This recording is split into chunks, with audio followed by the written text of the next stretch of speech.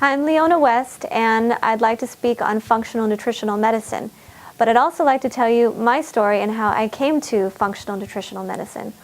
So growing up, I grew up in a single-parent family home. I had a very typical, what we call a SAD diet, a standard American diet. And as a teenager, I had a very common teenage viral infection, which is mono, which many teenagers get. But I also had a really, really poor diet. And I had a very bad bout of mono, which compounded other infections. I was not getting better. I started developing a lot of other symptoms, maybe half a dozen other symptoms that were kind of stemming from that, and I wasn't getting better. My mother was driving me from doctor to doctor. I was being diagnosed with everything from chronic fatigue syndrome to fibromyalgia to a host of other conditions, autoimmune disorders. Everything was very confusing, and the only options that the doctors had for myself and my mother was pain medication and antidepressants for a teenager.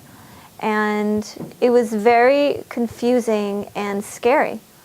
And at that time, it really inspired me to start looking at nutrition, looking at alternative ways of healing, looking at the root causes of why I wasn't getting better.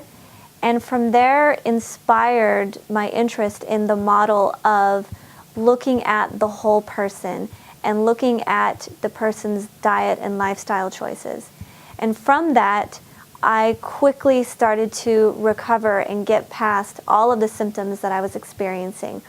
And so my path towards practicing functional nutritional medicine completely originates from feeling in pain, feeling exhausted, having everything from digestive issues to hormonal issues, and that kind of hopeless feeling and wondering what happened to my body.